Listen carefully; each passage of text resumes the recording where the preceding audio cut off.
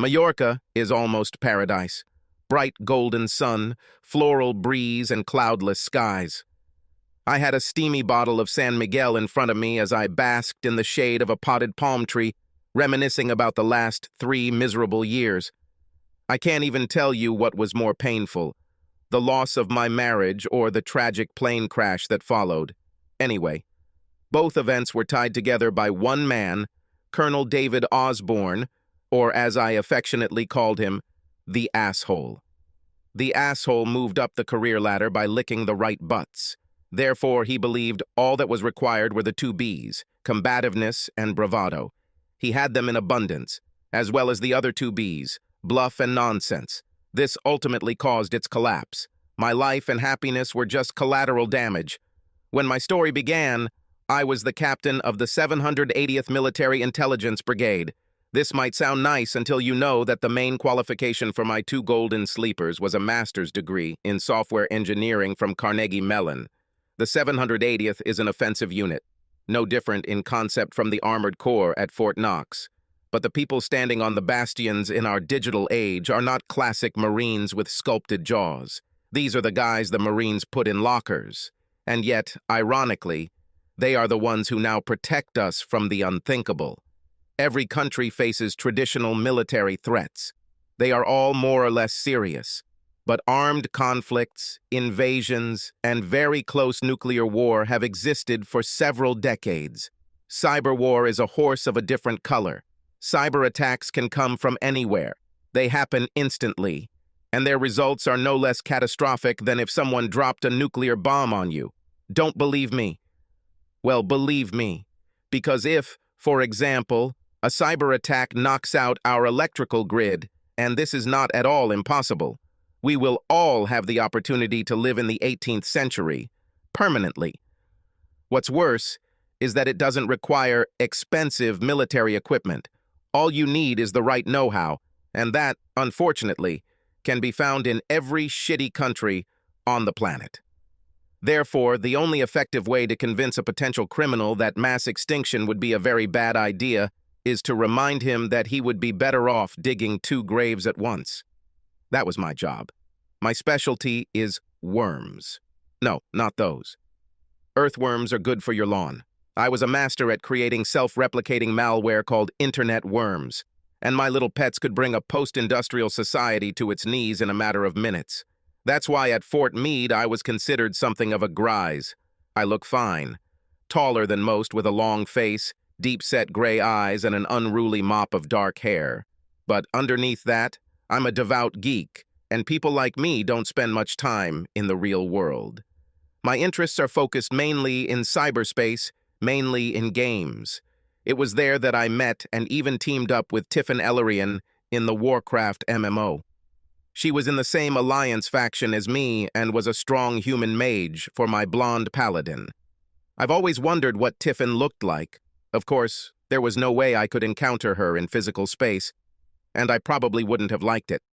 Because in the real world, my ideal woman could be anyone, from a bisexual who likes hard sex, whose legs have never been shaved, to an overweight nerd who lives in her parents' basement and gets a thrill from imagining herself as a woman.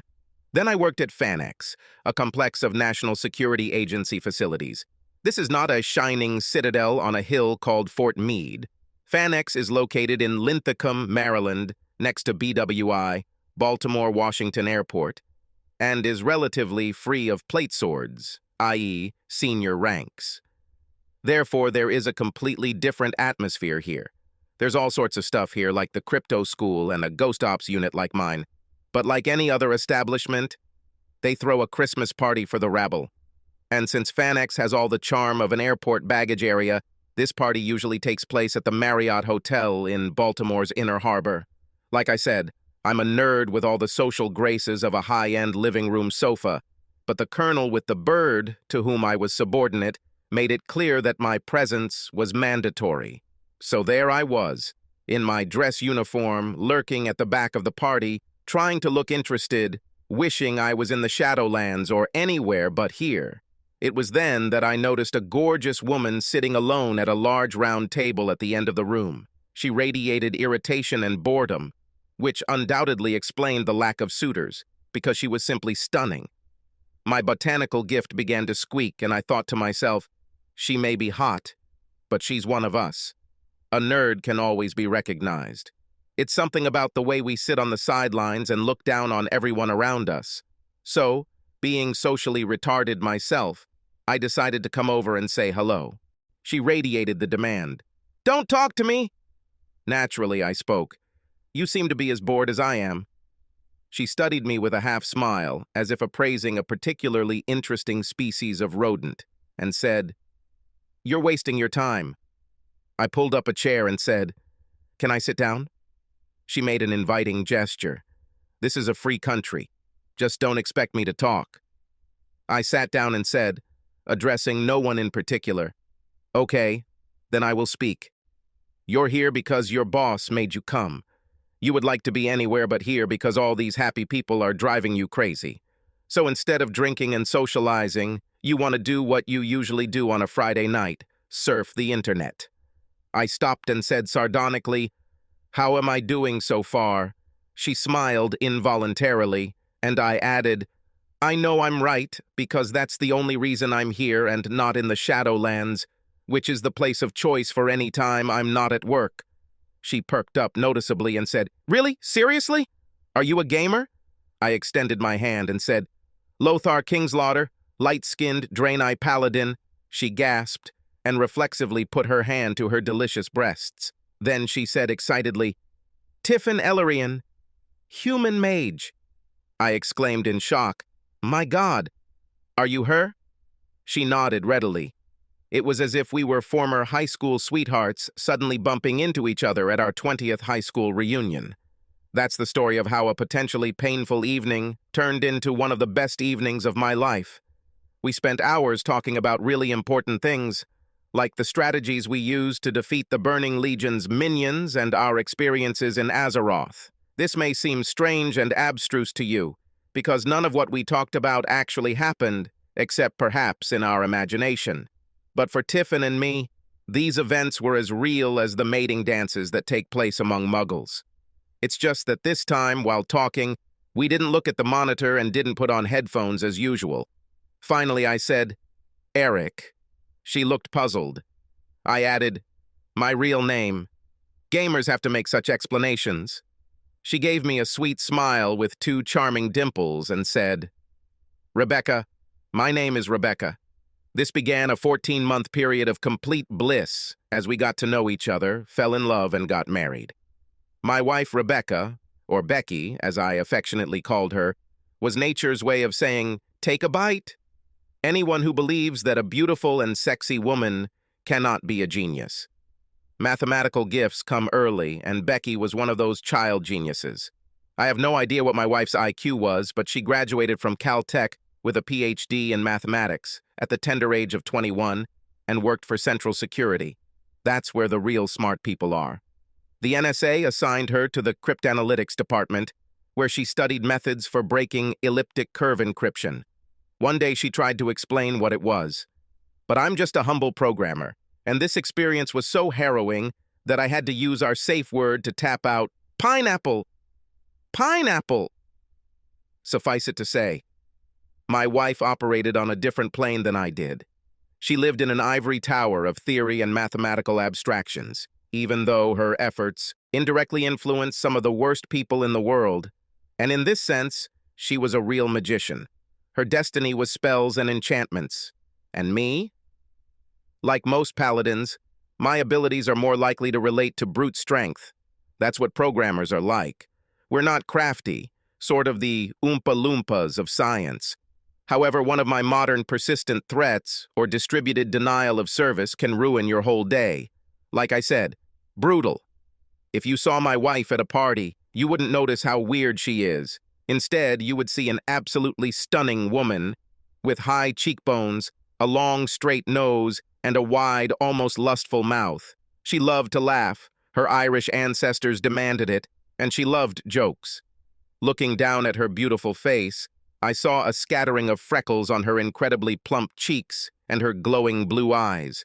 Her almost transparent alabaster skin and silky shoulder-length hair black as a raven's wing, and bright red lipstick and nails created a riot of colors. Becky loved to ride her bike, and her daily 90-minute workouts on the roads gave her a slender body with incredibly muscular thighs and legs that carried her forward with a smooth, graceful gait. Despite this, my wife was a nerd through and through. Becky valued rationality and self-discipline far above sexual attractiveness. Therefore, her actions and clothes were not provocative, and she went out of her way to minimize her rich assets.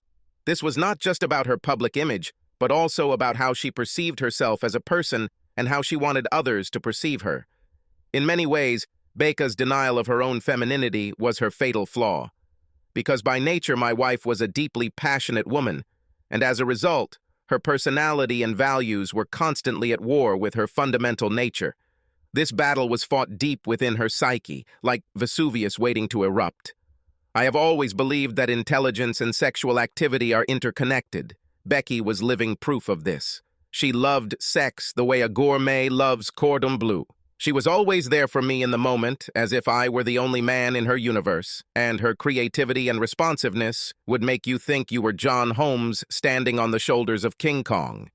Despite this, Becca felt embarrassed about her diametrically opposed feelings. I partly understood her attitude.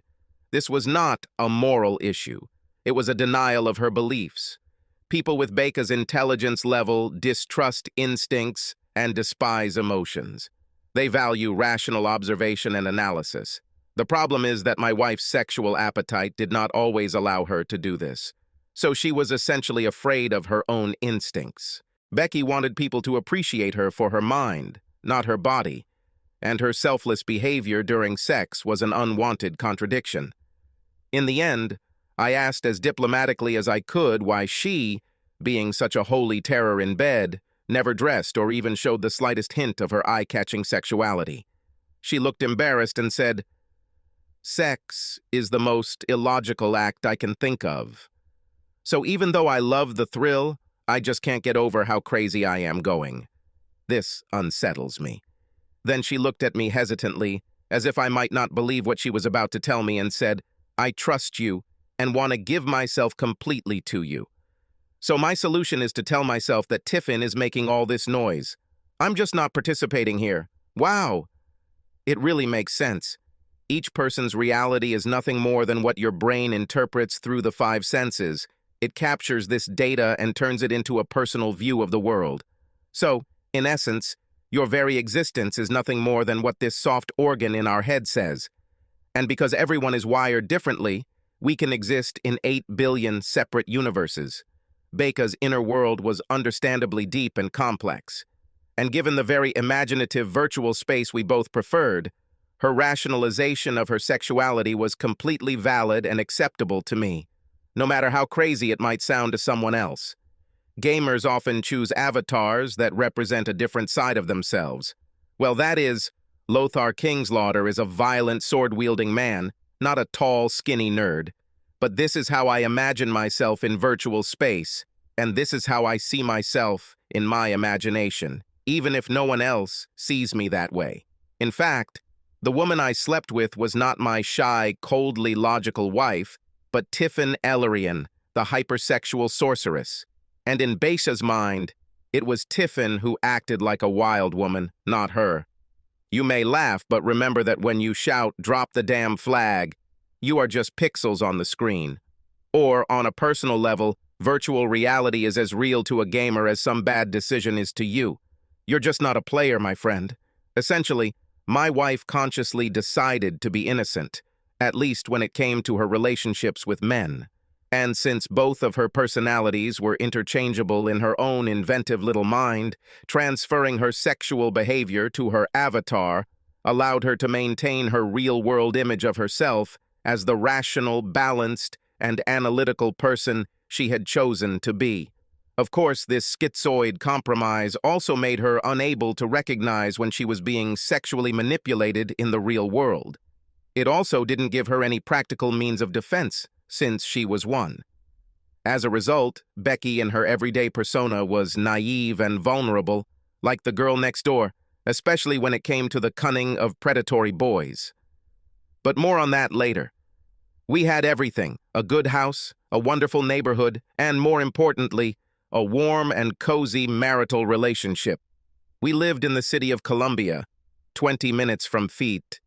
They did everything together, and Becky was the best friend and companion a man could ask for. She was always carefree and happy and a pleasure to be around. She was obsessively polite, had an almost irrational fear of conflict, and never thought that others had ulterior motives. Therefore, she did not push anyone away even if they put pressure on her. I just went with the flow. On the surface, Becky was attentive and loving in a guileless, almost self-effacing way, so much so that you had no idea that such a formidable IQ was driving her interactions. In fact, most of the time, she was eager to please and was friendly like our golden retriever, warm, caring, and open to everyone. I loved her with all my heart, and our life was full of joy. We had a 12-meter yacht, Island Packet, which we sailed from CH.1 on the Chesapeake. The yacht was clearly a pamper, but we both loved sailing. It was an intellectual challenge. If you want brainless fun, buy yourself a jet ski. Getting anywhere on the wind alone requires ingenuity and seamanship. My old man put me on a sunfish boat and sent me out to Lake Huron at the tender age of 7. So I was practically born a sailor. I knew how to handle big water, and as an adult, competed in the Port Huron to Mackinac Regatta in everything from a tartan cruiser to a Great Lakes 52. They say that if you really want to experience the joy of sailing, you need to stand fully clothed in a cold shower while tearing up $100 bills. But it didn't matter to Becca or me. The hours we spent on our boat were our special time together. On weekends, we sailed the bay, sometimes as far as Cape Charles, and anchored each night in small coves, far from any shipping lanes. We enjoyed the peace and quiet of an East Coast summer evening, drinking good Cabernet and just taking in the sights, sounds, and smells of nature. Then we retired to our small cabin, where Tiffin Ilarion emerged from the Twilight Lands. Becky may be a nerd, but Tiffin has a voracious appetite, and I've always been a tasty snack. My wife was charged with sexual energy in the silvery moonlight, penetrating through the prisms of the deck. Her bright blue eyes were almost cobalt, and she was practically shaking with anticipation. I looked at her naked, slender, elastic body with steep, smooth hips, long legs, and perfectly proportioned breasts, and marveled at my luck. She said in a choked voice, "No caresses, just take me, now." It was Tiffin who spoke. Becky had never used the word take in her life. She pulled her long, beautifully sculpted legs towards her knees, and I carefully crawled between them. What followed was scratching, hitting, thrusting, a hot period of time that felt more like cage fighting than sex. Tiffin Ilarion was a warrior, and her weapon was the perfect body of my wife. She wriggled like a snake. Our sweat lubricated her. She screamed and screamed with delight. It ended with a frantic scream. She went limp just as the world ended for me, and I came like the Midnight Express, while my wife made contented gurgling sounds of unconscious pleasure. After that, I rolled onto my side and caught my breath for several long minutes. When I opened my eyes, Becky returned. She looked at me with the intense, piercing gaze she gets when she's contemplating a particularly difficult math problem. I asked worriedly, "What's the matter, baby?" She answered with tears in her eyes. "I just love you very much. I don't want to lose you," I said, still worried. "You just ate my brains out." "After such a performance, what makes you think that you will lose me?" Of course, I forgot that I am now talking to another inhabitant of my dear wife's skull. She said with all sincerity, "I just don't feel like I'm good enough for you." This statement was absurd, but self-doubt was part of the basic nature of my humble, self-sufficient, and completely crazy wife. Maybe this applies to all women? How should I know? Botanists are not known for their insight. As the old Yiddish saying goes, man proposes, but God disposes. It was my appearance on the list for promotion that brought the snake into the garden. I liked the army. She gave me a stable and predictable life. I did what I liked and was appreciated for it. I would make a lot more money in big software. But I was attracted to the service aspect, And frankly, people with my almost complete lack of social skills need to be in a highly structured environment. My work consisted of two parts. The first was to maintain our aggressive code registry. It was tabloid stuff like Stuxnet and a million other pieces of malware you've never heard of that I'd have to kill you for if you found out. The other part was detecting anomalies that help us find and destroy other people's little nasties in cyberspace. As a side project, more of a hobby, really, I've been working on a fork of my anomaly detection code. It was a heuristic AI engine that could be integrated into other applications to create human-like cognition. Or, to put it simply, I was trying to reflect people's thinking and learning in a way that created a man in a box. The number of applications of this in the real world would be endless. I'd been doing my little hobby off and on for over a dozen years, which is to say, I started 2 years before I met and married Becky. Creating the program architecture took an incredibly long time because I had to conceptualize every variable that underlies empirical thinking. In order to pay my way to nerd school at Carnegie Mellon, at age 18, I signed a contract with the Army. So, approaching my golden 20s, I was close to finishing the prototype. Further implementation would be easy. I was already starting to think that it was time for me to retire and make my little invention public. However, the difference of $20,000 a year between the half salary of a captain, which would be my pension, and that of a major, was a strong incentive for me to rise in rank first. I didn't seek or want a promotion, but when the seniority criteria for the specialty were met, I received a notification and simply got into the program. Actual promotions were in the hands of the promotion board, consisting of officers ranging from major to colonel. Everything was according to the rules. This required the usual supporting documents from the Center for Outcomes and effectiveness research, which I then handed over to a senior officer, in this case, David Osborne. Osborne was colonel of the brigade. After reading, he had to pass them along with his comments. But I never met him face to face. Everything changed at the next Christmas party. Strangely, the beginning and end of my happiness coincided with 2 Christmases a dozen years apart. Becky was a civilian at the fort and had her own party the previous weekend.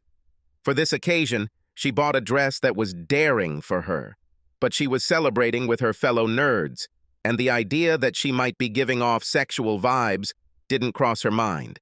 Being my practical wife, she simply reused the dress for my party. It showed off her gorgeous legs and, for the sake of variety, was shoulderless. So there was a little more cleavage. It was red, a perfect contrast to her black hair, blue eyes, and alabaster skin. To say the least, Becky was stunning, which she probably didn't expect and would be embarrassed if she found out. We walked into the Marriott ballroom and conversations literally stopped. Osborne kept a low profile with his usual collection of sycophants. Lieutenant Colonel Wysocki, Major Sharp, and a whole squad of bright-eyed, bushy-tailed junior officers. My height is 1.90 meters, but Osborne was even taller, 1.95 meters. I have the build of a runner, weighing 86 kilograms. Osborne was closer to 113, with big shoulders and an even bigger belly. He came from the infantry and just radiated machismo. The colonel was an impressive guy. He also mastered the steely-eyed commander's gaze to perfection, so that when he turned to look at us, he looked like an American eagle. It was an effective look, and I heard Becky take a shaky breath. This was something new. I've never heard my wife react like that to anyone before. The colonel said something to his crowd of adoring fans. Then he strode towards us, radiating military arrogance, without taking his eyes off my wife. When he approached us, we exchanged greetings and a handshake, and he said with feigned cheerfulness, "It's good that you were able to come.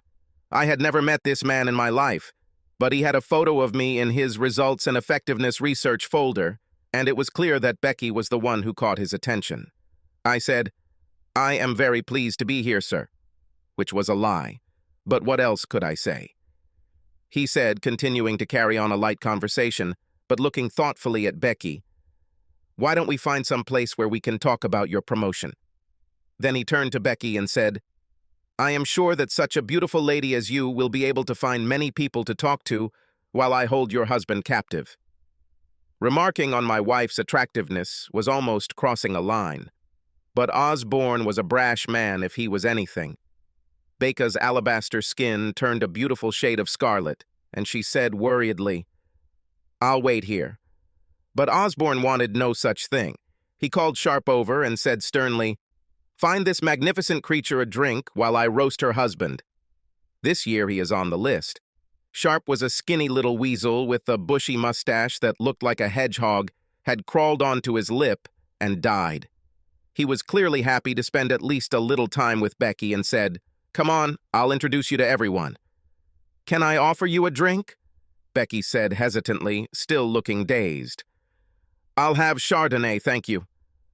Osborne turned to Sharp and said imperiously, "Bring the lady a drink." Then he grabbed me by the shoulder in a completely inappropriate friendly hug and led me into a side room that seemed to be intended for meetings.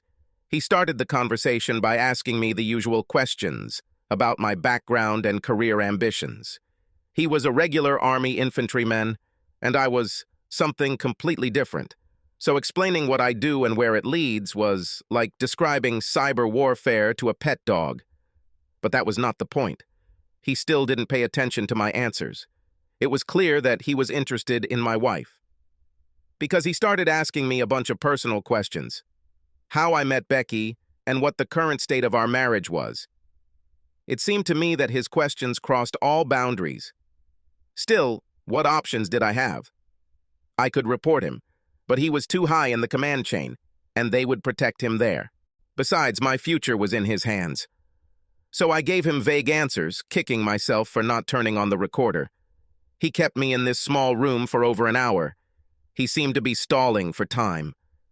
When he finished, he said with what I read as feigned sincerity, "Well, the discussion was productive, Captain. I'm confident I can take your promotion further." We saluted each other, he turned and walked toward his group, and I headed toward the bar. After what I had just experienced, I needed to drink something strong and maybe take a shower. At that moment, Sharp reappeared, his whiskers bristling like the fur on the back of an eager Jack Russell. He said, "I spoke with the Colonel, and he wants me to brief you on what to expect in the remainder of the process." I looked at my watch and said, "It can't wait? I left my wife alone for too long." He looked at me with a blank look and said, "It will only take a few minutes, and everyone else will take care of her." If only I knew what that really meant. His few minutes turned out to be closer to 45, and in total more than 2 hours passed before I started looking for Becky. The ballroom was huge and filled with enthusiastic people celebrating. I walked around the periphery of the room, trying to find my wife. I had almost walked around the entire hall when I saw a flash of red. Becky stood with the Colonel's group and looked drunk. This was surprising for several reasons. First of all, I have never seen her drink more than 2 glasses of wine. Secondly, and more importantly, there was no way she could act like that in public. Osborne stood possessively next to her, and Becky seemed to lean against his shoulder. It didn't look intimate, as she was just trying to stay on her feet. The others fussed around them both as the great man dispensed his wisdom. His subordinates nodded approvingly. I walked through the group and walked straight up to her. Becky gave me a sentimental grin and babbled, delighted to see me. "Finally?" She was holding a full glass of wine and was clearly in the trash. I didn't understand how she got to this state, but he knew that in the morning she would be very ashamed. The last thing I wanted was to humiliate her even more by abruptly dragging her away like she was drunk. So instead, I smiled at the group and said, "Sorry, guys, but we have to get up early tomorrow, so it's time for us to leave." Becky spoke in a tearful voice. "Don't be such a bore, Kitty. Now I realized that she was drunk because throughout our marriage she never called me Cat. Maybe it was Tiffin who spoke," I said to myself, giving vent to my irritation about this whole shit show. "You're not a bore, but I am, and it's already late," Osborne said in a voice impatient of disagreement. "Come on, we're just starting to have fun. You can stay for at least one more round." It was clear that this was an order, not a request. He said, "Why don't you pour yourself and your wife a drink while I escort the lady to the dance floor?" He made a sweeping bow, like something out of a 19th century film, and said, "Shall we dance, my lady?" Becky giggled drunkenly and said, "Of course, good sir," and the two of them disappeared among the swirling couples. I headed towards the bar as quickly as I could. I didn't want to leave Becky in Osborne's clutches any longer than necessary. Thoughts about promotion have long been replaced by unbridled distrust of Govnyuk and his intentions. Ivan Patterson walked with me. He was the only one in the group I knew who was a decent guy. He said carefully, "You better be careful. Osborne is after your wife. I've seen him do this before, and he rarely takes no for an answer." I said firmly, "Becky is not like that." Patterson said, "She may not be like that, but Osborne will make her like that." His henchman kept refilling her glass all night. It's an old trick called boil the frog. Never let the level get too low. It gave me goosebumps. Becky was too polite to refuse if someone offered her a refill. I said, "So that's why he was stalling. In my entire life, I've never seen Becky act like this. This must have been a planned and coordinated attempt to get her to drink. I wondered what would happen if she actually crossed the line. My wife has always been so disciplined and controlled, but I knew Tiffin Ellerian was lurking somewhere in the background. It seemed impossible that Becky would let her slip, but I've also never seen her so drunk. As I was returning with the drinks, I noticed them both on the dance floor. Osborne held both hands directly above my wife's firm ass, pulling her towards him. She had a dreamy expression on her face, her arms wrapped tightly around his neck, her chest pressed against him, and her head resting intimately on his chest. She looked lost. A hitherto unthinkable thought occurred to me. "She will be his if he wants," I said out loud. "No, this won't happen. Not here." Handed the drinks to Patterson, went out onto the dance floor, and patted the colonel on the shoulder. There was a big difference in rank between us, so I had to behave politely. I said with a fake friendly smile, "Now it's my turn to dance with my wife, sir." Osborne gave me a grin and said, "Perhaps we should let the lady decide," he said softly, still rocking next to her. "Who do you want to dance with, my dear?" Without saying anything, Becky simply pressed herself closer to him. She was clearly drunk and reacted instantly, but it was a very erotic gesture. Her choice was obvious. The asshole said with a grin, "Well, I think that's your answer." Then, without saying another word, he spun her around in a dance. I stood there for ages with a broken heart. Then I realized that the entire staff of Osborne's hangers-on was watching me with undisguised glee. Their hero dominated again. It made them all feel strong and courageous. Of course, Osborne made sure that Becky was not himself before he made his move. And, more importantly, he was absolutely sure that I would end up in the punishment cell if I hit a superior officer. We had a world of uniform code of military justice, not civil law. I'm blind with rage. Some people might storm out of this place, or they might sit there and sulk. But this is the digital age, where the main predators are hackers, and IMAO, shithead needed a harsh lesson in morals and good manners. So I decided right then and there to nuke his arrogant ass. I know this reaction doesn't make sense, but when you get angry, you do stupid things. I needed a little time to pull all the necessary levers, so I went to a secluded window alcove, scanned Osborne's smartphone, and dropped the flying monkey on him. What? Doesn't everyone have hacker malware on their phones? Now I had unlimited access to calls, SMS, photos, contacts list, even his bank account. Everything a busy person keeps on his mobile phone. Moreover, I could control its camera and recording functions. So I was in his pocket. Literally. By the time I got everything ready, he and my wife had finished their dance. The asshole brought the easily controlled Becky back to the group and said cheerfully, "It was easier than I thought." One of them said, "What a weakling." He simply disappeared with his tail between his legs.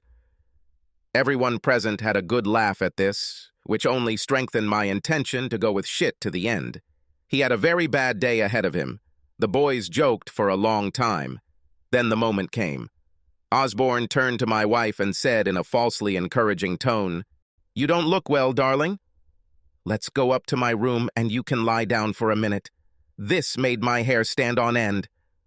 I stopped organizing the demise of asshole and began to closely monitor what was happening to Becky. She mumbled something like, "Maybe it's worth it. I have difficulty standing on my feet. I've never been so drunk." This was clearly Tiffin talking. I immediately went into alert number 1. When Shit took Becky by the hand and led her into the lobby, massive fun began among the military contingent. My wife swayed slightly as she followed, but the sway of her hips showed that Tiffin was now in the house. With a sinking heart, I realized that Osborne was going to get a lot more sex than he bargained for unless I did something quickly. I didn't want to make a fool of myself by trying to get physically involved again. It was a rank issue, and I've already seen what it led to, so I needed to have leverage. I frantically hacked into the hotel's management system while sneaking behind them. It took a minute for my fluttering fingers to trigger the continuation injection needed to get the room number. At this time, I heard the elevator door ring. In the entire time it took them to walk the length of the marble hall, they did not say a word.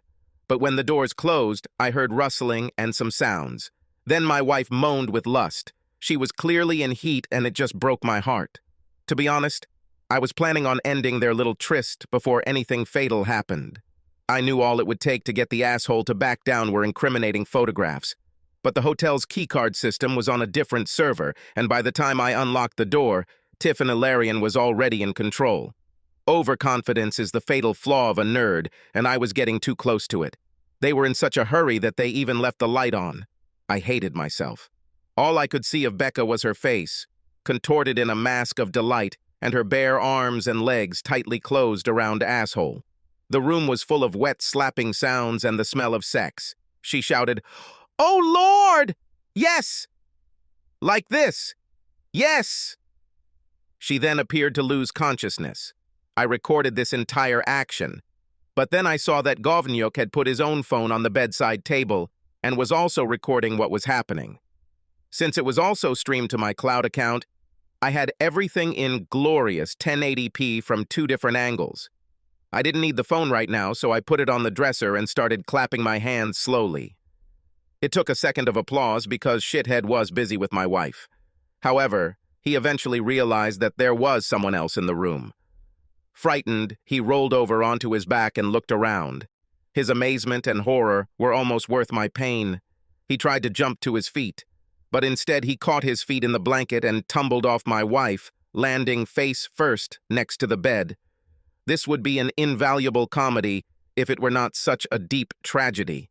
Becky lay there, covered in sweat, legs grotesquely spread wide, in a dead sleep.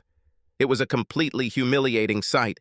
The asshole, stumbling awkwardly, rose to his feet and shouted, "Give it up!" I started recording again. He realized that he was in deep trouble. I laughed and said bitterly, "I will give it to you at your Section 134 hearing." Then he added sarcastically, "Sir!" I turned on my heel, walked out the door and down the hallway to the elevator. The asshole ran into the corridor in a panic. Then I realized that he was completely naked. I turned around and captured the sight for posterity. He shouted in disappointment, "Crap!" and returned to the room. I took the elevator to the lobby and bought a beer at the hotel restaurant. Anger is a cleansing emotion. It burns away weaker ones, such as indecision and self-pity. It also helps one get through impossible situations, such as losing a happy life. I had a plan and began to take the steps necessary to reclaim my manhood. The first thing I did was post assholes' financial information to a few select dark web message boards. It was like throwing a delicious baby goat into a pool full of piranhas. I assumed that in the next 5 to 10 seconds, his financial situation would radically change thanks to Onion Router and the inhabitants of the Silk Road, an online trading platform in the zone. Onion of the anonymous Tor network. Then he sent out a short edited video to everyone on his contact list. The subject of the letter read, "Look who I'm having sex with. This should grab people's attention." I wondered what his wife and priest would think when they reproduced the investment. I used asshole's own phone number to send the message because I didn't want to be accused of an illegal revenge video. I would publish this entire terrible meeting. But due to POP3 SMTP limitations, attachments must be short. If I included the entire entry, it would be filtered out at the recipient's gateway. Luckily, there are no restrictions on what you can upload to adult websites. So I posted both posts there. I arrived late to their party. But Govnyuk's phone captured this whole wretched mess. The sex was so hot that he might even make back some of the money he's currently losing on Deep Web. I then sent a short, edited video with a carefully worded explanation to every media outlet I could think of. MSNBC, CNN, Post, Times, Fox, and One America. Revenge is not political, and this was the kind of red meat guaranteed to unleash the hounds of the Fourth Estate. The message was short and concise. It explained who Osborne was, the context of what they were seeing, and the national security implications. Finally, it warned that I expected the army to try to cover it all up. This part of the message was probably my only chance of not ending up in Leavenworth Military Prison. Now all I had left was a lonely walk to the parking lot and a long, sad drive home. I'm a nerd, and nerds don't cry. We are too rational, or perhaps weird is a better word for human emotions. But Baker's betrayal, as involuntary as it was so painful that I may have squeezed a drop or two out of myself. It was 3:15 a.m. when the first bell rang. I sat in my small home office getting things in order. It was sharp. Without preamble, he said, "The colonel is ready to forget about your insubordination if you give him everything you wrote down. There's nothing wrong with your wife. She's just sleeping it off." I said cheerfully, "It's too late. She's already everywhere." He had no idea how everywhere it was. People unfamiliar with the cyber domain do not understand virtuality, its pervasive reach, and instantaneous time frame. These possibilities simply do not match their ideas of what is possible. Sharp, sputtering, asked, "What do you mean everywhere?" I said, "You'll see," and hung up. There might have been a final confrontation with Rebecca. That is, after she sobers up and drags her sorry ass home. But the army was ahead of her. They started knocking on my door at 4:25, and I found 3 military policemen standing on the porch. They took me to Fort McNair in the city. Not a word was said during the entire hour drive.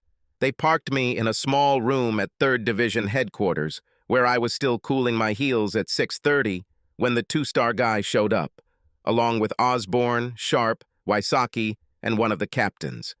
A fight without rules began. The guy with the 2 stars, whose name tag said mid, as in the name of the fort, said, "Stand up, soldier!" It was supposed to remind me where I am and who is in charge here. I stood at attention, and the guy walked around me, not taking his eyes off me. Finally, he said with a threat in his voice, "Do you have any idea what kind of trouble you got yourself into? Drunkenness, insubordination, and striking a senior in rank? That's all." I said in an even tone, "I deny it. Sir, my only crime was catching Colonel Osborne having sex with my wife." Osborne growled, "I told you that's what he'll say." I said, keeping my voice level and respectful, "I have half a dozen witnesses to this seduction." Osborne laughed and said, "Did you see anything, boys? They vying with each other to deny that they had seen anything at that very moment. To damn." A call came to the general's mobile phone. It was almost too unbelievable, like God ex machina, but it actually happened. The general, having gone through a series of uh-huhs, suddenly shouted shrilly, "What?" He turned to Osborne and said, "The Washington Post just contacted the Pentagon Press Service to ask about the cover-up of a sex scandal involving you. They say they have proof. Hallelujah. The Gray Lady of 15th Street was at it." Osborne looked like he was about to have a stroke. He turned bright red and spluttered, "Where did they get this from?" I calmly said, "I sent your post to several news organizations. I thought they might be interested. Perhaps he even mentioned that the army would try to hide it. Now it looked like they were both about to faint. Isn't revenge a bitch? The whole group, as one, turned and ran out of the room.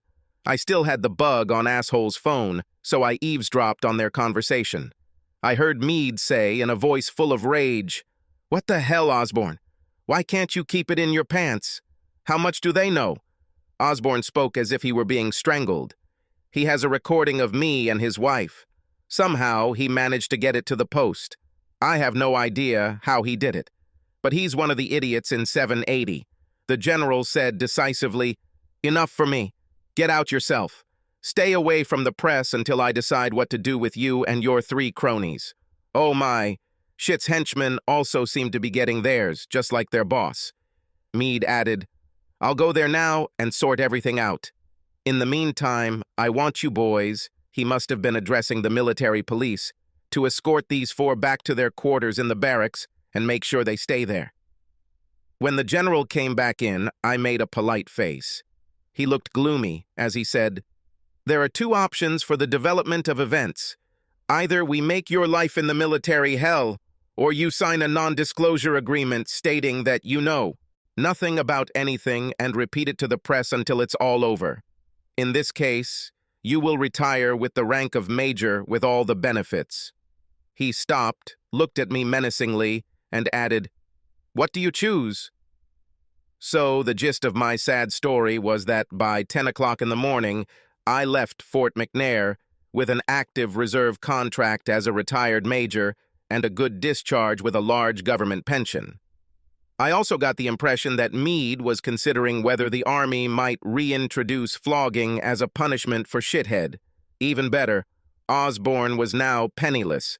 No matter what the Army did to him, his career was over, and his wife would file for divorce. It was a delightful topic to think about. This is what happens when you get involved with someone with my particular skill set. I would have laughed in the bastard's face, but he was confined to his home. Bouah, ha. Now about the most difficult part. I had to think things through before talking to my wife. I had been running on adrenaline for a while now, and it took me a while to realize what had just happened. Thank God Becky was still passed out when the military police dropped me off at the house. I collected some of my things and left a note. It said, "It takes me a while to digest everything. Don't try to contact me until I'm ready." I even signed it, "With love," which matched my feelings. Then he jumped into his Ford F-150 pickup truck and headed to the boat. It was still only 11:30 a.m. The island packet is a cruiser, not a racer. Therefore, it looks and feels like a compact luxury apartment with all the amenities. I planned to live there all the time. Now I had nothing to do. I unpacked the things I had brought and sat on the deck, watching the happy people fly off on their weekend adventures. And then it was like I had a heart attack. It will never be me again.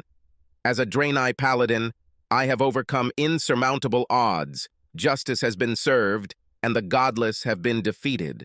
By all rights, I should feel very good. So why did I want to tie an anchor around my neck and jump off the transom?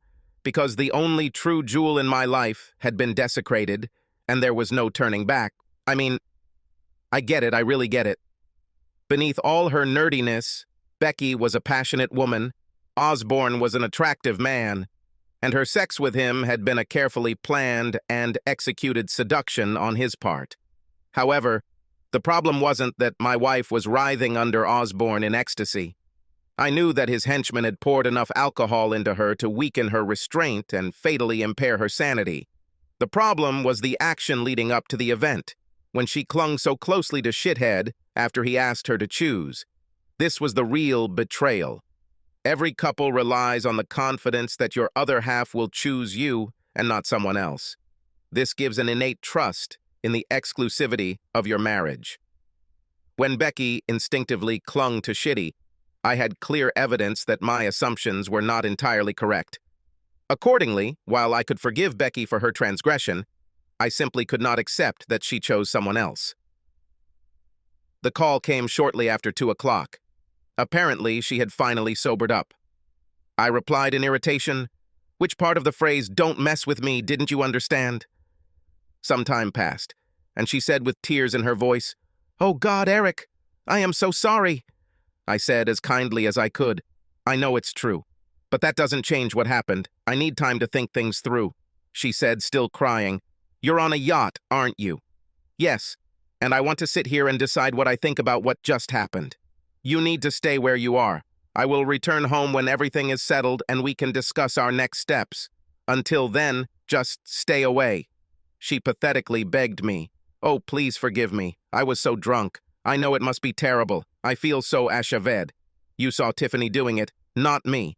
I said, letting anger creep into my voice. No, my dear, it was still you. Let's stop fooling ourselves. I shouldn't have let you make this up. Tiffin is just your way of avoiding responsibility for your own actions. Now we have to live with the consequences, she said sadly. You hate me? God, no.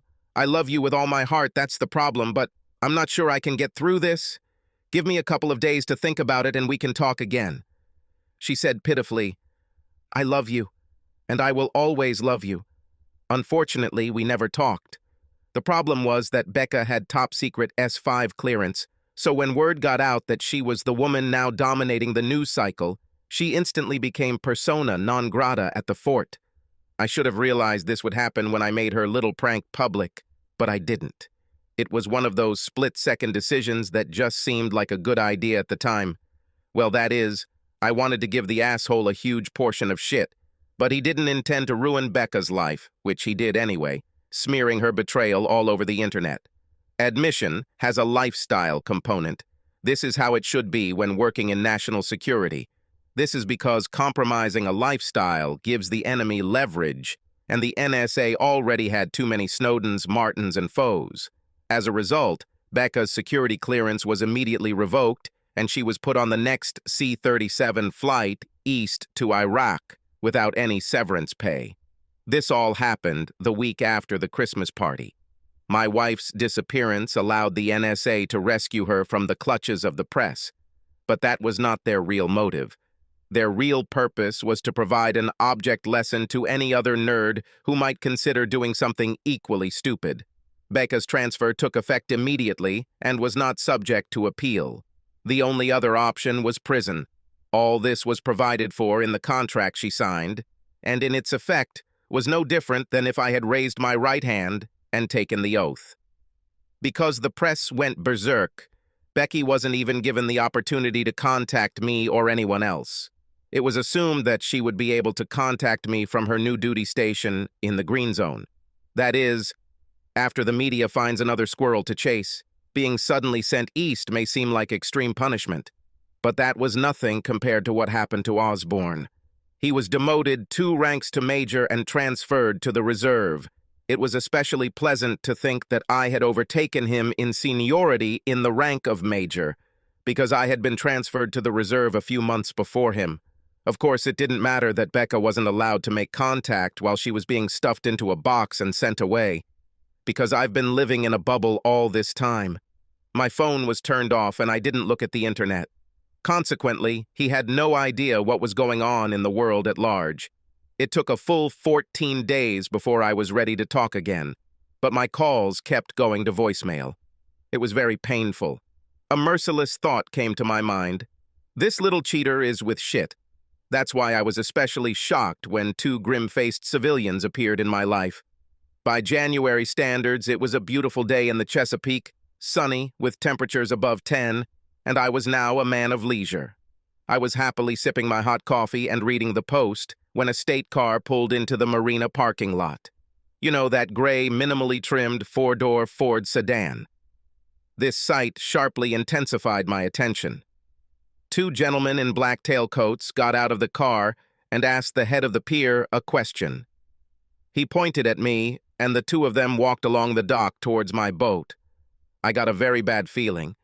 Perhaps there will still be a retaliatory strike from the army. 2 men in black walked carefully along the pier. I thought to myself, these guys don't go out often. I stepped towards them as they approached my pier and asked warily, "How can I help you, gentlemen?" The eldest of them showed a certificate that stated that he was an inspector in the police detachment at Fort Meade. He said in a neutral tone, "We need to talk to you, sir." I gestured to the benches on the deck of my boat and said, "How about here? or do you want to do it inside? The person who introduced himself said, "It's better inside." I led them along the ladder and into the inside of the boat. They looked in admiration at all the wood and brass parts. I asked, "Coffee?" And they both nodded in agreement. I poured 3 mugs and sat down on the bench opposite where they sat. I said, "Is it because of the army?" My dismissal may have been a little abrupt, but it was honorable. I can't believe there could be a problem with this now. Both looked at each other. The older one said, "The question concerns your wife, sir." That was the last thing I wanted to hear. I was already in conflict. I didn't need a federal agency involved in my divorce. I said with bitterness, because the injustice of it all had been gnawing at me for a long time.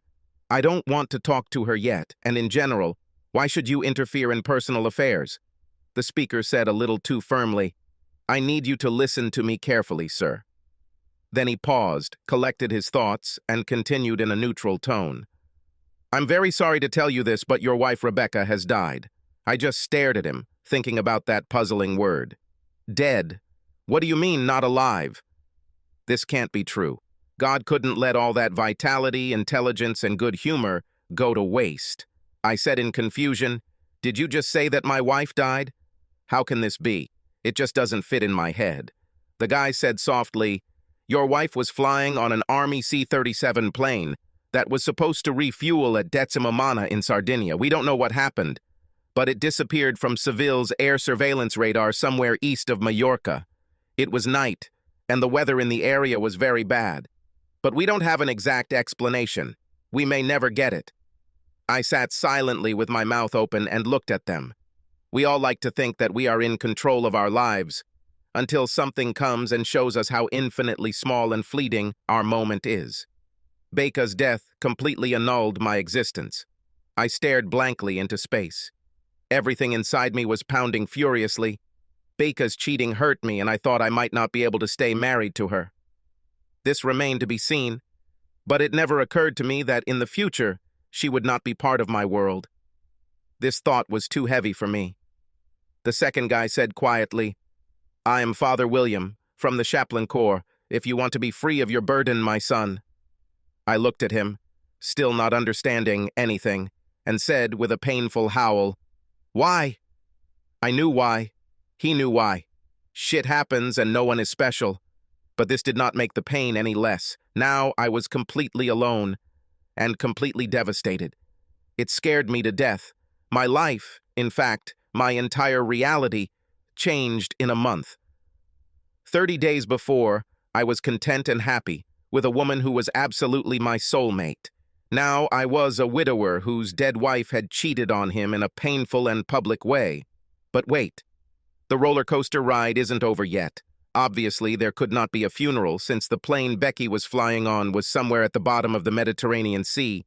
Instead, we held a memorial service in the chapel at the fort. Very few people gathered. My ancestors came from Frankfurt, which is in Michigan, not Germany. She came from Old Westbury, in Nassau County. Becky was their only child. Needless to say, my wife was from a privileged class. My old man owned a hardware store. Becca's father was doing something with a lot of money in Manhattan. However, her parents were the salt of the earth, which probably explained why their daughter was such a decent and humble person. There were a lot of tears and hugs. While giving the eulogy, I tried to keep myself together, but from time to time I had to pause to rub my eyes. Damn allergies. I made no mention of my wife's remarkable IQ or her many successes in the world of mathematics. Instead, I talked about her sunny disposition, sweet personality, and love of animals. Both sets of parents were staying in Baltimore, so we held the memorial dinner at Capitol Grill. It was a little too close to my personal apocalypse for my liking. But I wasn't going to mention the reason Becky was on that plane unless it came out later through official channels. She will always be the shining light that all who celebrated her life knew her to be. I was sitting next to Becca's father, who, as I said, was a major player in the money markets. We always got along, mainly because he only saw the form and not the nerd inside. He was just keeping the conversation going when he asked me what I was planning to do now. To me, it was like asking, Excluding that Mrs. Lincoln, how did you like the play? But we both suffered a great loss.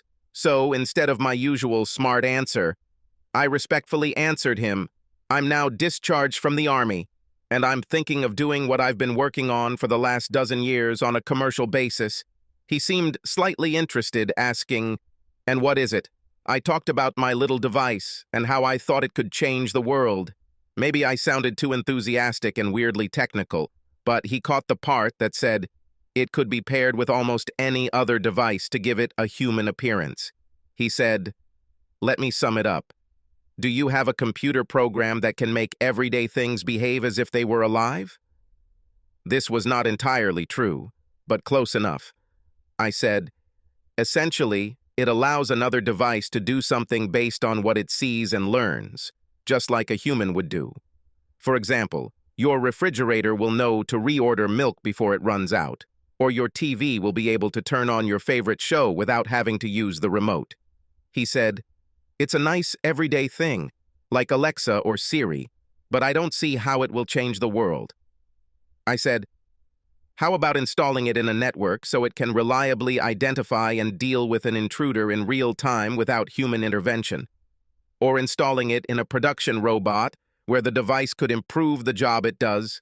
Or in a rocket, capable of reaching a target as if it were controlled by a person? He looked at me in surprise and asked, can your invention do this? I laughed. It learns and does the same thing as the person performing the task. At the same time, it does everything at machine speed, does not get tired, does not make mistakes, and does not forget. He looked at me shrewdly and said, how do you plan to bring it to market?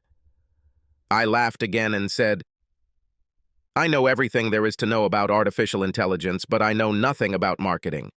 How would you advise me to approach this? He said mysteriously, why don't you talk to some of my people and maybe we can come up with some ideas? Baca's father turned out to be a man of action. A guy named Philip contacted me early Monday morning, and by Tuesday I was on the Acela train for the 3-hour ride into Manhattan. The meeting took place in one of those canyon buildings on Wall Street. Philip was a frighteningly young fellow, about my age, and clearly a prominent figure in Becca's father's company. He led me into a room with a lot of glass windows and a long table. There were 4 others whose names I didn't remember, only their roles. Most of them were marketers, and one was a nerd. He and I were the only ones not wearing dark blue suits with the obligatory red tie. I sat nervously in the back of the room. Philip came forward and said, Eric is Rebecca Spencer's ex-husband. He spoke to her father at her funeral and mentioned that he had a device that could make ordinary things learn. So he asked him to come up here so we could explain and evaluate it. Isn't that right, Eric? I looked out the window in surprise at a helicopter flying at about the same altitude at which I was sitting, and therefore missed his words. I realized it was time to speak only when I noticed a significant pause, and that everyone was staring at me. I asked, puzzled, what did you just say, Philip? He pretended to be patient, as if he were talking to a second grader, and said, I told our Tiger team that you have a device that reflects human thinking. I said carefully, I headed the Cyber Operations Division at Fort Meade, where I created an AI that heuristically monitors networks for intrusions. In my free time, as a hobby, I expanded it to mirror general human cognition. It can be connected to most digital devices to give them basic thinking and learning abilities that are essentially human-like. The whole table looked at me as if they thought I was deceiving them. I spent the rest of the day proving that this was not the case. By the end of the meeting, the entire group, especially their house botanist, was jumping up and down with anticipation. By this time, it was already dark. Philip said, we want to discuss this among the team members, and we will be able to finalize the proposal by tomorrow. Why don't we grab something to eat and we can put you up for the night? It was certainly better than returning to my lonely home. Besides, I had nothing to do, so I said, certainly. Philip and a botanist named Bobby took me to the Eurostar on the East River and checked me in. Then we were taken to Harry's Steakhouse in Hanover Square for a casual business dinner for $500. It was obvious that the plan was to get me one-on-one with Bobby and see if I really knew my stuff. So we drank a couple of bottles of excellent Cabernet and talked. This conversation apparently answered all of Bobby's concerns, because around 10 o'clock that evening, Philip, apparently using Dad's credit card, suggested we end the evening at Flash Dancers on Murray. Winking at me. I had no idea what that meant, and I don't think Bobby either.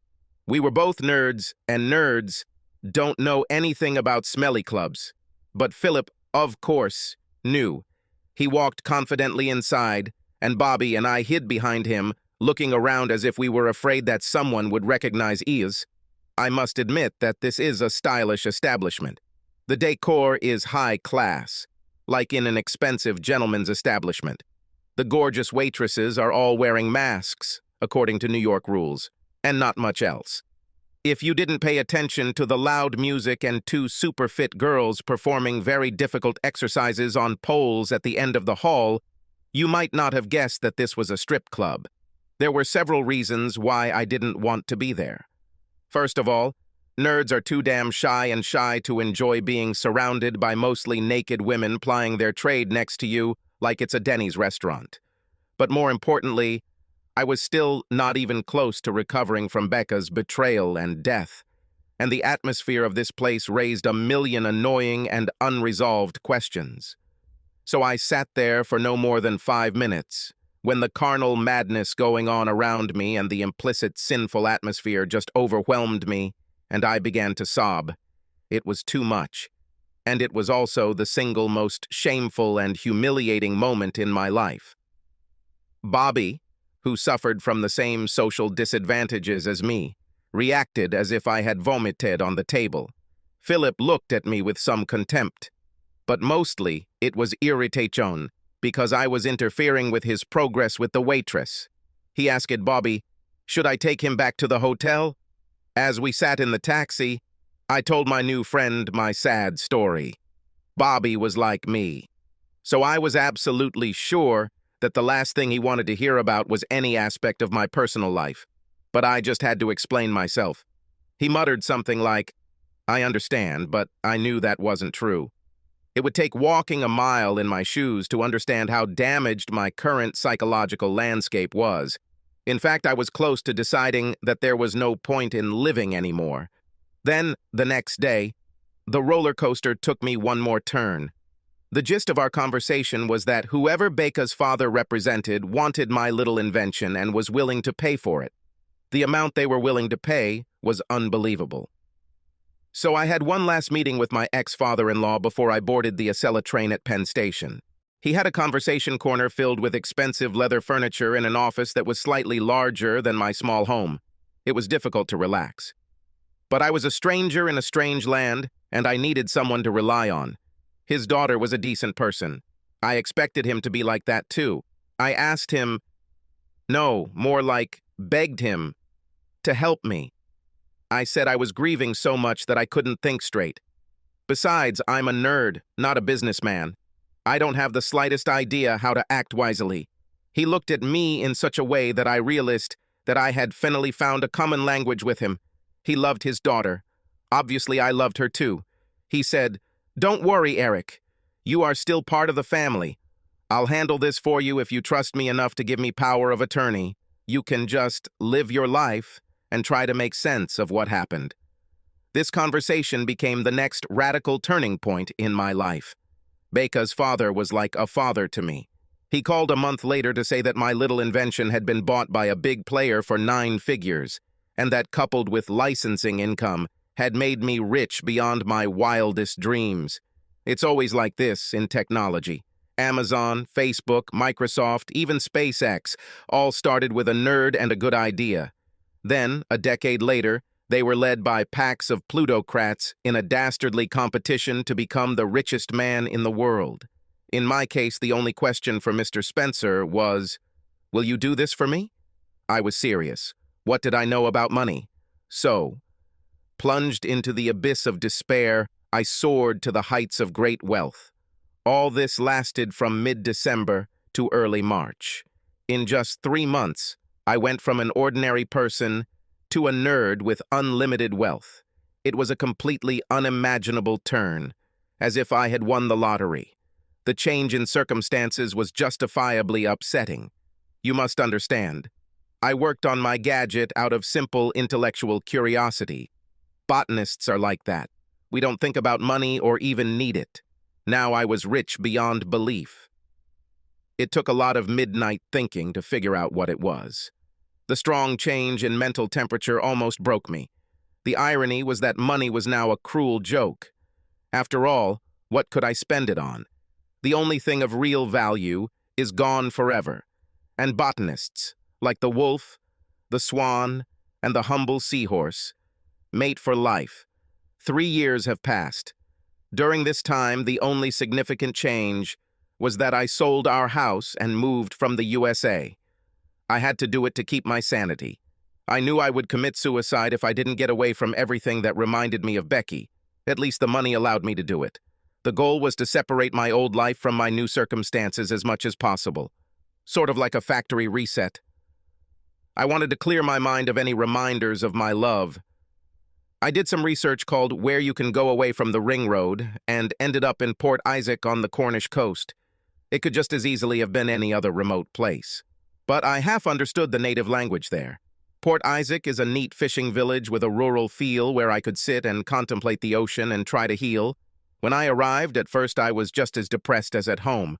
But the amazingly simple people, their life in the pub, and the friends I made there helped me get out of it. However, Port Isaac is on the Atlantic side of the Cornish Peninsula. Therefore, the weather there is the same as in Ireland, that is, a lot of rain. I really enjoyed the social atmosphere of the place, but 3 years later, the gray days made my depression worse.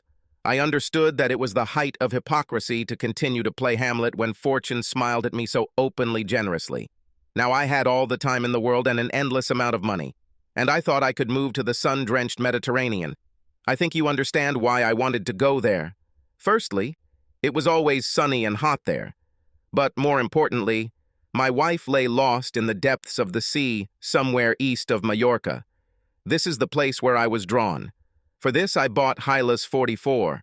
Its body was royal blue rather than the traditional white because I like the solid look the color gives.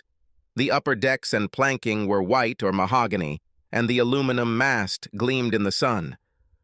Hylas is a single-masted cruiser with boat rigging. The fit-out and fittings are all ultra-high class, and the luxury of wood and brass below deck is a true tour de force. There is a gallery lounge with exceptional living space and a true stateroom. This is not easy for a solo traveler, but I wasn't worried about not being able to handle her. The Hylas was only a couple of meters longer than my old packet, and in this class, I was an expert. The sails were controlled by roller furlers, which took all the weight, and I had an autopilot.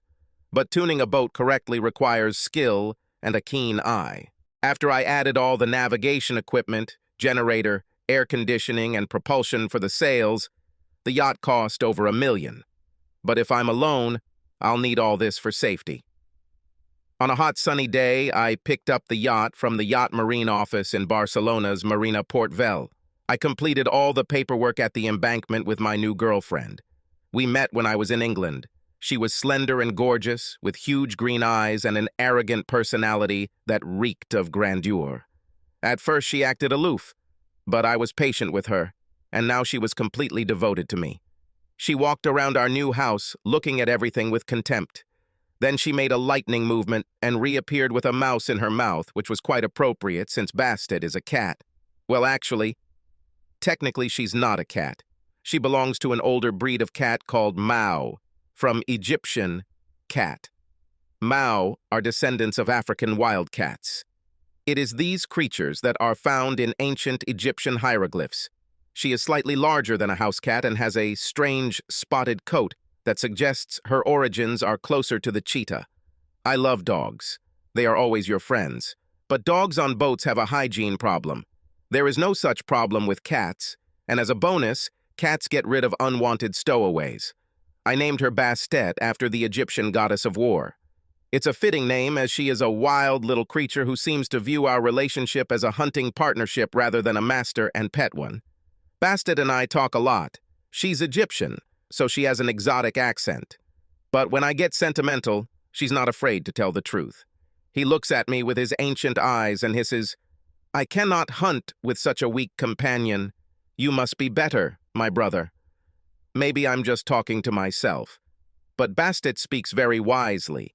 I left Barcelona harbor on a sunny July day, heading south-southeast using the satellite navigation's built-in autonomous steering. I was aiming for the Balearic Islands because that was the area where Becca's plane crashed. I was hoping to find out something more about it there. Too pretentious, I suppose. I just wanted to be near the place of her death.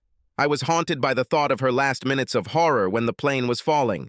Plus, I needed a short route to identify all the problems with my brand new boat. Sailboats are like women. You need to know their quirks if you want to have a good marriage. My destination was the city of Palma on the island of Mallorca. It is the largest of the Balearic Islands, approximately 120 miles from Barcelona harbor. I was on port tack and sailing into a strong westerly wind with full mainsail and staysail, making almost 9 knots. You don't experience such sensations on any other type of transport, except, perhaps, a motorcycle. The island has impressive mountains on its northern side, and by late evening, it began to emerge from the haze on the southeastern horizon. Just before sunset, I rounded the western tip of the island and dropped anchor in the marina of Palma, 14 hours after setting sail. Hylas and I fell in love with each other. The night was beautiful, with a soft, magical breeze and the sounds of the small town of Palma in the background. At 9 o'clock in places like Spain, it's dinner time, and I've seen herds of tourists milling around the city. Memories of the only person I cared about came flooding back to me, and I began to grieve for the millionth time. Bastet lay on the combing of the companionway hatch and looked at me the way cats do. She is a fierce little beast, and there is no peace in her wild soul. She hissed contemptuously, "You need to stop thinking about the past, brother. This is weakness. Strong hunters only think about their next kill." Of course she was right. Everyone wants to see themselves as strong and effective. This is a matter of personal pride, and I have been out of my mind for a long time. I couldn't continue to behave this way and retain any dignity or self-respect. Therefore, I decided to speak out against it right here and now. The fact is that it is impossible to change the past. You can only do your best in the present. In an incredibly short period of time, I experienced a series of powerful blows. From the seduction of my wife, her subsequent death, and then the ridiculous changes in my personal situation. It broke my inner gyroscope. I had no peace of mind. Now I was determined to turn things around and enjoy my newfound status as a fabulously wealthy man.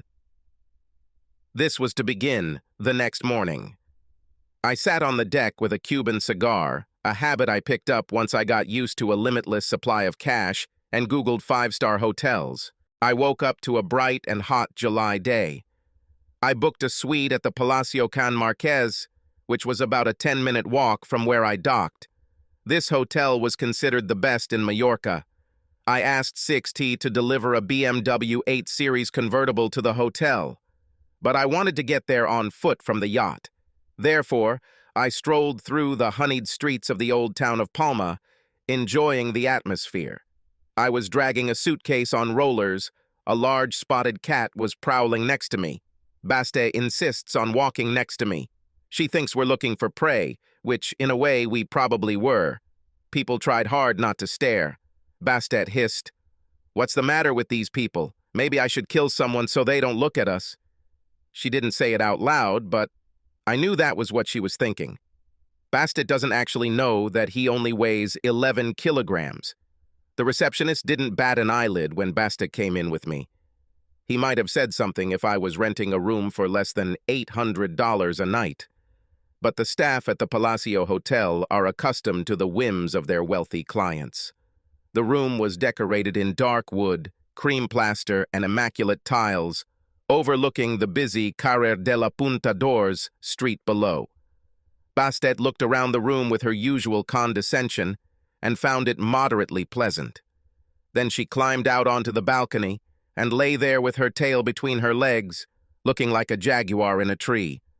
I told her, No falling on unsuspecting passers-by. I was joking.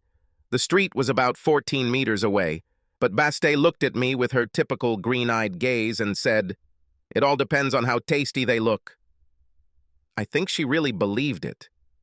I laughed, then closed the door and went downstairs to have lunch in the hotel courtyard. The mashed avocado and egg toast were exactly as delicious as I imagined, and the cold San Miguel was refreshing. I was idly thinking about my life and the future when I began to experience a strange sensation. It was an ominous rumble, like an eerie increase in wind before a rapidly approaching thunderstorm. I looked around for the cause, and it hit me like a tornado hits a trailer park in Topeka. My wife Rebecca just came out onto the terrace. Of course she was dead. Can you imagine the parade of emotions running through my mind? At first there was a slight realization, I know this woman. Then, complete disbelief when I realized where I knew her. Then came a stunned feeling of the complete unreality of what was happening. Okay, then, tell me, how would you react? I finally accepted that the love of my life was gone forever and committed myself to building my life without her. And then, just at the moment when I decided to do this, God takes away the soccer ball. I was already starting to get tired of all these ups and downs. You might think I was sane for the next few minutes. If so, then you are very mistaken. In fact, I was convinced that I was crazy. Think about it. You would assess the situation calmly, or you would be in a mortal blockade because your eyes were telling you something that your cerebral cortex judged to be untrue. In about 30 seconds, I went through 4 of the 5 stages of grief. At first, there was denial. You're an idiot. That's not her. This led to anger. Damn it! This is some cruel trick. Then came the bargaining. I'll live better if it's her. This was followed by depression. This just makes me so sad. There was no talk of acceptance. Oddly enough, the first thing that came to my mind was the improbability of the circumstances. I mean, to quote one guy in a bar in Casablanca, not far from where I was sitting, of all the gins in the world. But there were bigger questions, like why Rebecca was still alive and why she doesn't recognize me. So, as you can imagine, I felt a lot of emotions. Continued in the next video. Subscribe to the channel and click on the bell so you don't miss the second final part. The link to the second part will be in the description of this video below. Subscribe to our channel so that your second chaff doesn't cheat on you, and go ahead and listen to the next story, because this story is nothing compared to the next one. If you're under 18, don't even think about listening to the next one.